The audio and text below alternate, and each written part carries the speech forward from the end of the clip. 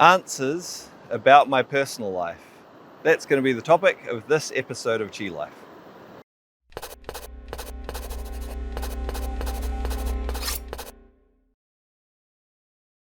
So a while ago, early on in the 100 days of vlogs, so 100 vlogs in 100 days, one of the vlogs I put out was titled Questions About My Personal Life. And in that vlog I said at some point I would do a vlog where I answered people's questions about my personal life. It's a very, vlogger kind of thing to do, but I figured why not? I'm doing 100 vlogs. That's a lot of vlogs. It's been a lot of vlogs. Why not fit in these different types of things, as part of those 100 vlogs. So it's coming right towards the end of those 100 vlogs now. And so it's time. It's time to do that one. Quite a few people actually sent in questions, and quite a few different questions. Some of them they put in the comments below that vlog where I announced that I was going to do this. And some people even emailed some in. So I'm going to go through those. There'll be at least 2 parts to this vlog, because again, there were quite a lot of questions that came in, possibly even 3, depends how long it takes me to go through them. So I'll get underway. Let's see. Oh, and another very vloggery thing to do, I'll say, stay all the way through to the end for the one question that everyone wants to know the answer to. So there you go, a little teaser to get you to watch the whole thing. Let me see. So I've got a list here. All right. So the first one I have here, which a couple of people asked questions around this. Someone said, I'd love to hear about where you grew up, and I'm curious where you were born. So I was born not far from where I am right now. I was born in the North Shore Hospital. So the North Shore of Auckland. I'm on the North Shore right now. That hospital is probably a 20-minute drive from here. And yeah, so this is kind of local area for me. Back then, this area was a bit more remote in a way. There's been a lot of development over that time, new roads and things like that. So it's much easier to get up from that part of the North Shore to this part of the North Shore now. So it's not that I came up to this specific beach where I am now all that often, but certainly from time to time I came up here. And yeah, the North Shore of Auckland. So specifically, I grew up in Bayswater, which is a bit further south, a bit closer to the city. And yeah, the North Shore of Auckland it's a really nice place to grow up. It's a bit more relaxed than other parts of Auckland. The pace of life is a little bit slower than other parts of Auckland, and really nice because it does have all these beaches just really accessible. So this is just one. This is a really nice one that I'm at right now. It's Long Bay, but there's a whole lot of beaches, that are all accessible from the North Shore. Lots of parks, lots of things like that. So let's see. What was the question asking? Okay, just where I grew up. That's where I grew up. I know there's some others similar or related to this, so I'll get to that as well. Okay, so the next one. What kind of childhood I had? So in many ways, it was, let's see, what are some of the other ones? Yeah, pretty normal childhood. I grew up, I went to school at local schools, things like that. One of the things that was maybe a little unusual for some people, I had a lot of illness when I was a child. So in particular, a lot of things to do, well, I guess there are a few things. The major one being a lot of issues with my lungs. I would get bronchitis really badly. I'd get pneumonia regularly. I had asthma when I was very young. I spent time in and out of hospital. I had a collapsed lung. I would go to the emergency room fairly often to get me breathing. And so because of that, I had a lot of time away from school. And a lot of time just dealing with my health. And so I guess as part of that, I had a lot of time alone as a child, just dealing with illness, and maybe that shaped the way I think about things, but other than illnesses and things like that, it was pretty normal growing up. School, friends, sports, all those sorts of things. Let's see, what was the next one? I mean, each of these questions I could potentially talk quite a lot about, but there's a lot to get through. So I'll be reasonably brief, give a few details anyway. Let's see. Do you come from a large family? Well, it depends on what you call large. I think by modern Western standards, yeah, it was quite a large family. There were 5 children in the family. So I have 3 sisters and 1 brother, and I was the youngest of those. And then even beyond that, I had quite a few cousins as well. So my father's side, his family was quite small. He just had 1 sister, and she didn't have any children. But on the other side, my mother's side, she had quite a few sisters and a brother, and they all had children. So there were lots of cousins in the extended family as well. So yeah, for some people that wouldn't be a large family. I think by modern standards that was a pretty large family though. Okay, what was your first job? Well, my first job was a paper run, if that counts as a job. It was work I was paid for. I actually had 2 paper runs at the same time. I started with one that was in the afternoon, and that was 3 days a week in the afternoon after school. I'd come and walk around the neighboring streets and deliver newspapers. And then when I was just a little bit older, I also had an early morning one, and that was 6 days a week. And so I'd do that very early in the morning before school. I'd do that 1 paper round, and then I'd come, go to school, come back after school, I'd do another paper round. Moving on beyond paper rounds, I had lots of jobs. I always had part-time jobs of one sort or another, from when I was a teenager onwards. I think probably the first one was doing market research, telephone market research. That was a relatively common job for teenagers to have, where you'd call people up and get them to do surveys. But then beyond that, I had all sorts of things. I did construction labor. When I was a bit older, I did security. I sold Christmas trees when it was Christmas time. Did all sorts of things. Always had different works. Always working through school holidays. That was not uncommon, I think, where I grew up. For some people more than others.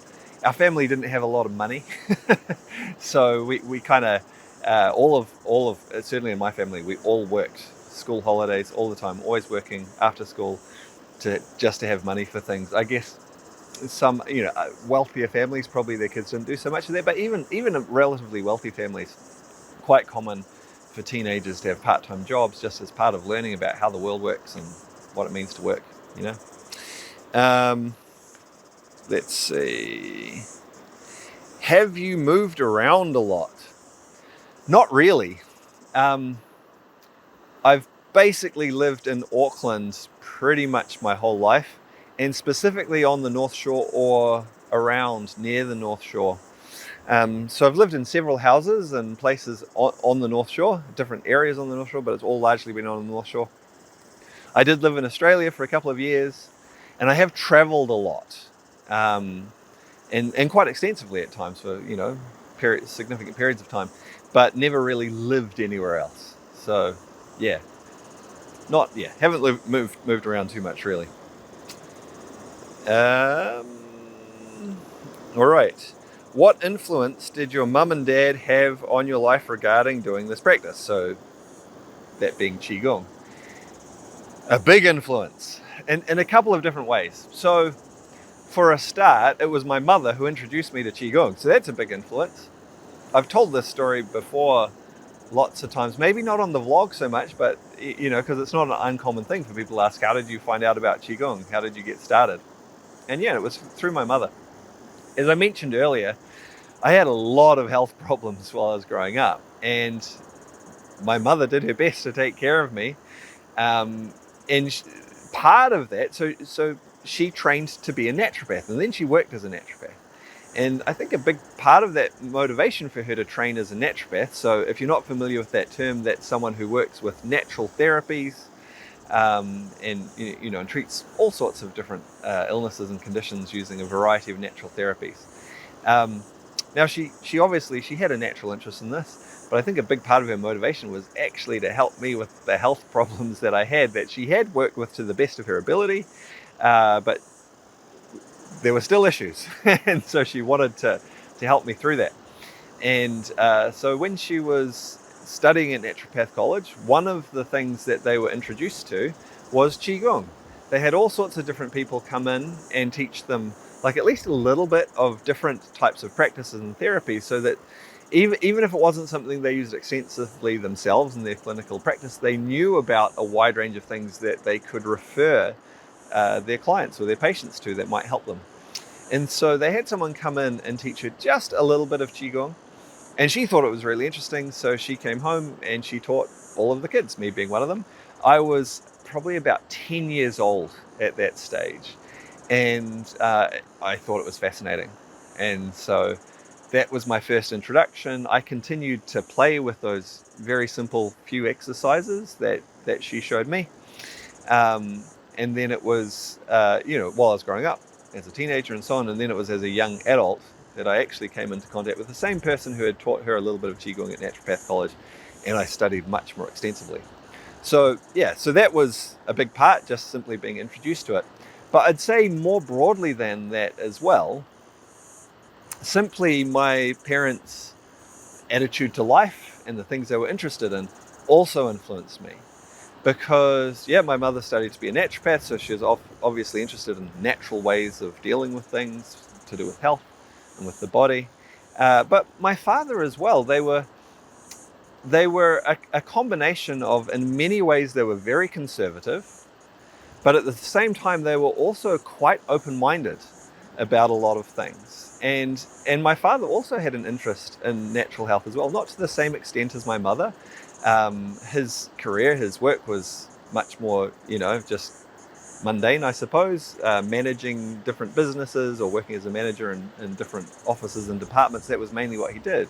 But he had an active interest in natural health as well, so much so that he studied iridology, which is using analysis of the iris of the eye to understand what's going on within your body for health purposes. And that he actually taught courses in iridology as well.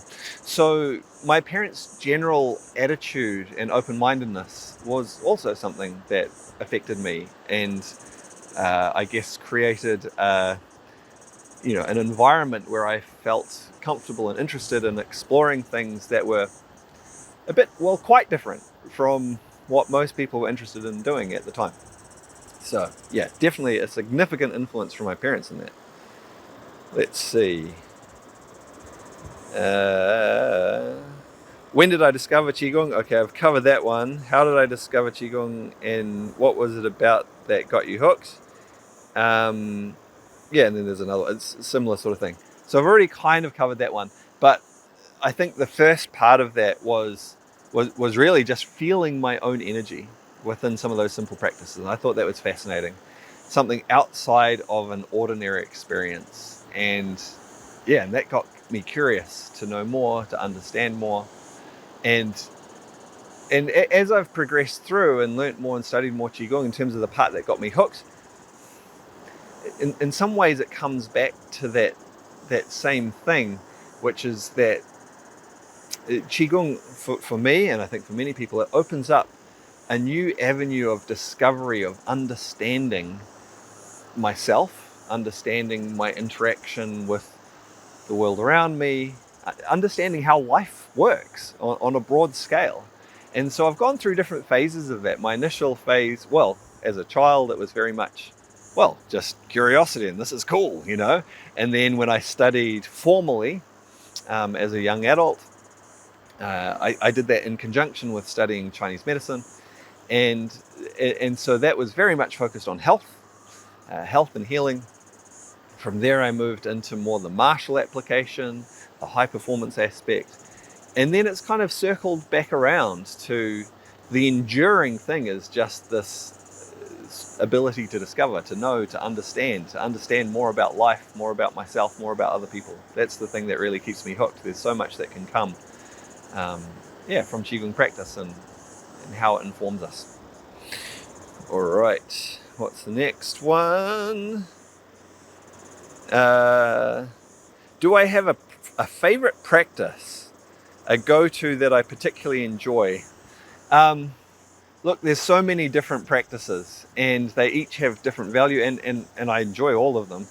Um, in some of the vlogs over this 100 days, I have uh, told you, well, what I'm doing in my current practice at the time, and how that's changed a couple of times over that time. And I think I'll continue to do that several more times over the coming months, to give people an example of how my personal practice changes at different points according to what I feel like I need, or maybe something I'm focusing on. Then I'll focus on different practices.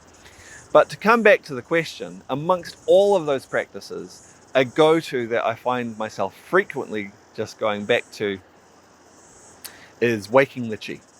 It's a simple series of practices, or of movements that combine into an overall practice for just generally activating the energy within the body and getting it flowing freely. It doesn't have to take long. It can take a short amount of time. You can spend a lot longer on it if you want. You can turn it into, quite a deep practice, just within that one set. But I find that in so many ways, often it just gives me what I need. If I just have a short amount of time, it gives me what I need to get my energy going.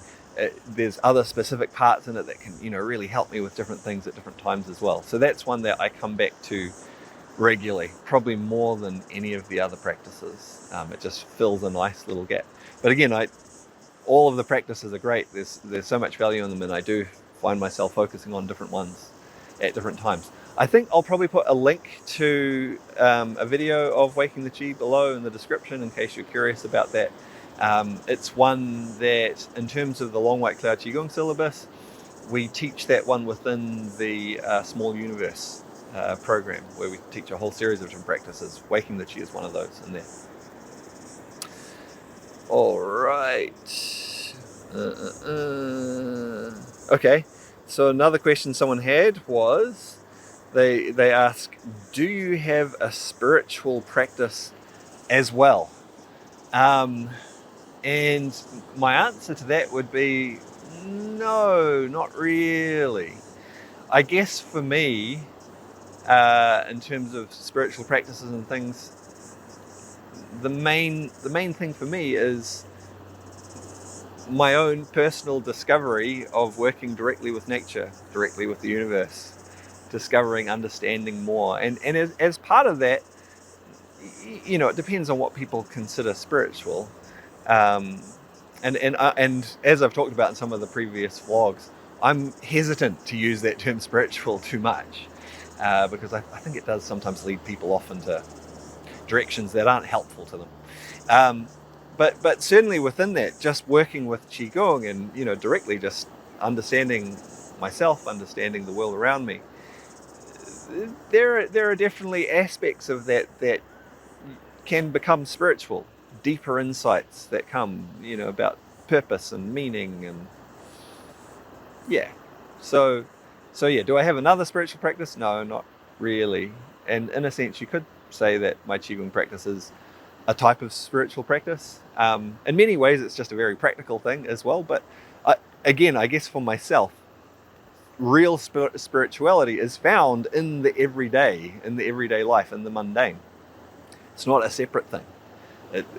If it's a separate thing, I tend to think maybe it doesn't have all that much meaning in a way, if it's a separate thing, because it needs to connect to our everyday lives. So my Qigong practice is both very mundane, but yeah, with aspects of spirituality to it as well, I suppose.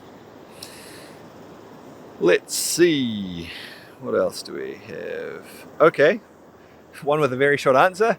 Have you had trauma in your personal life?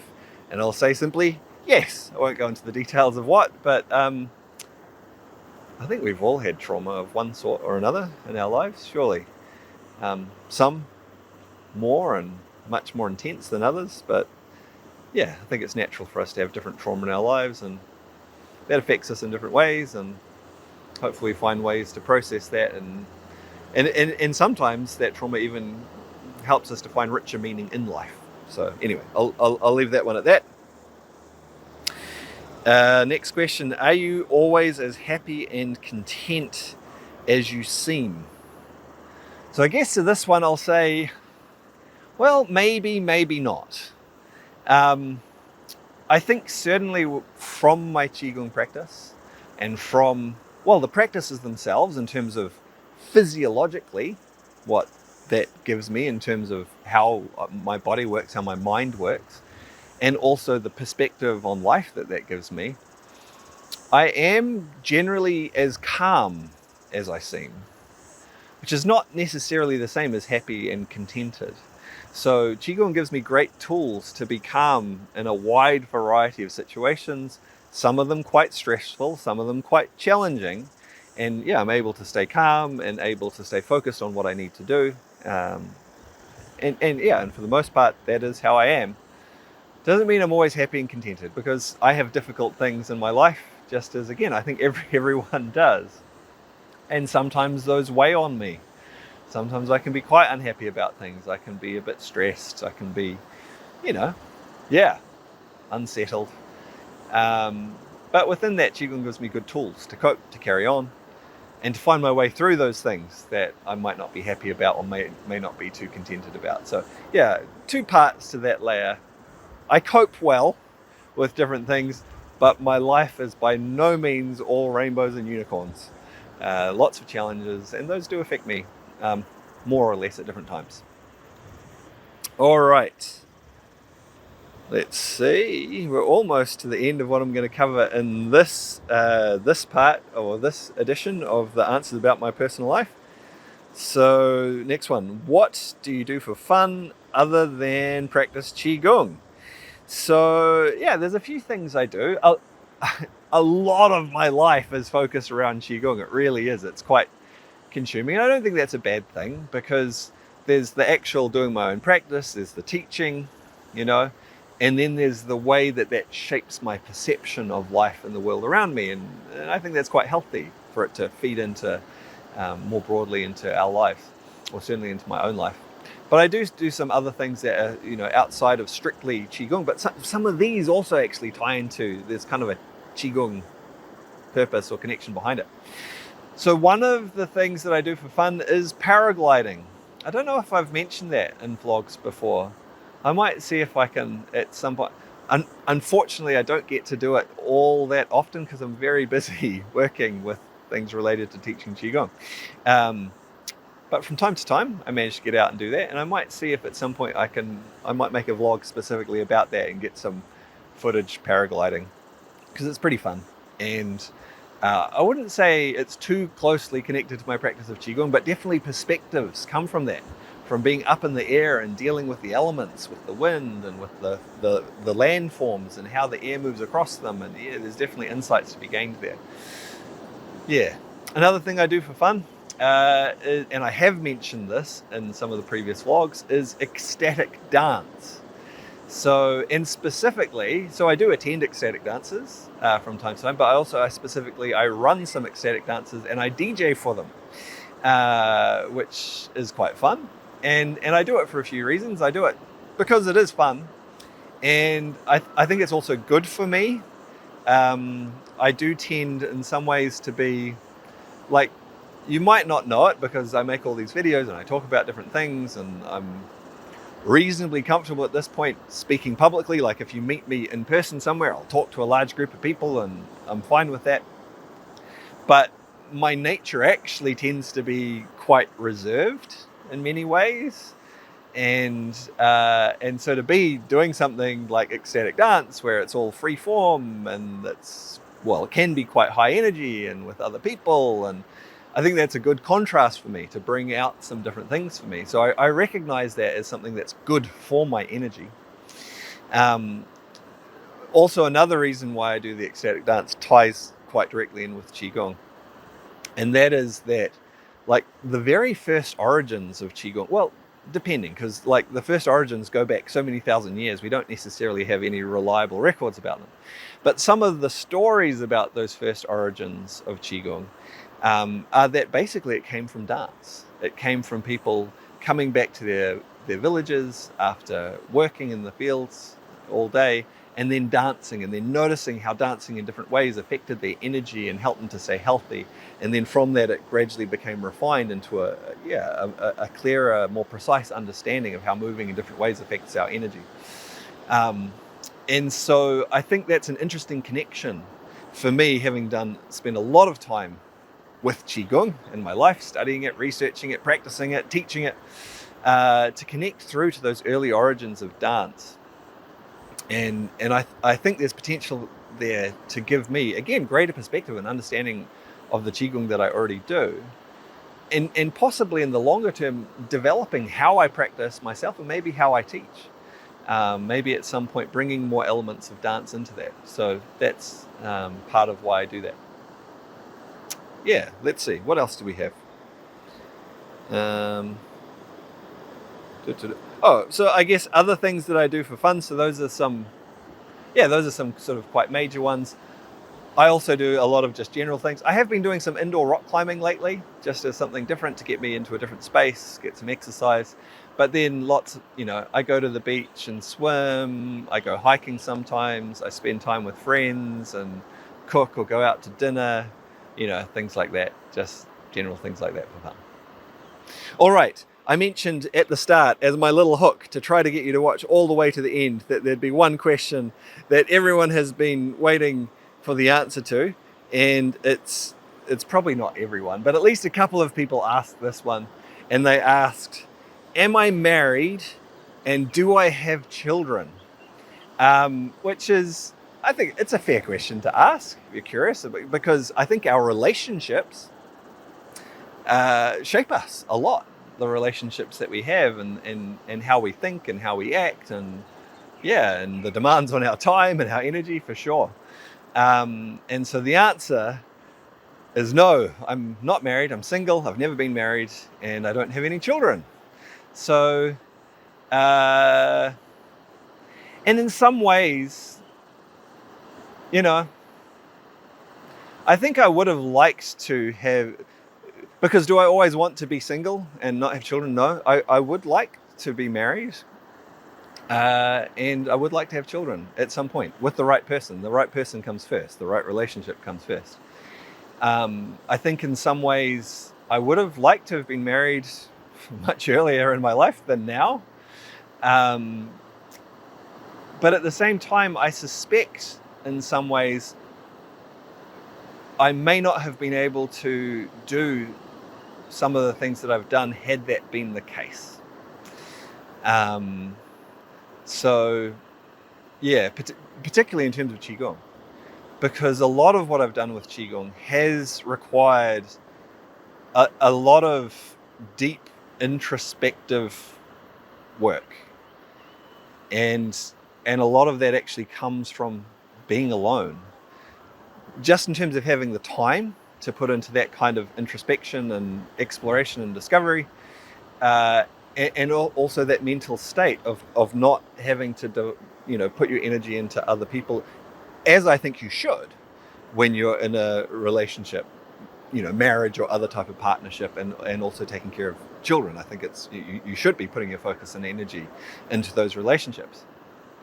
But I think that then makes it harder to have the time, the mental space and clarity to go as deeply into gaining some of the insights and things. So it's a two-edged thing.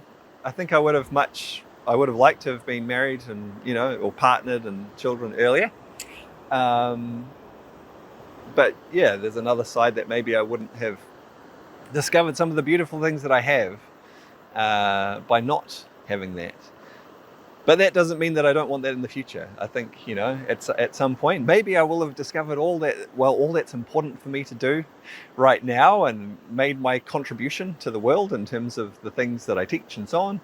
And there might be another side to things where it is the right time for me to be in that kind of relationship. So, that was the grand finale for this one. Hopefully, if you've made it this far, I assume you found some of it interesting.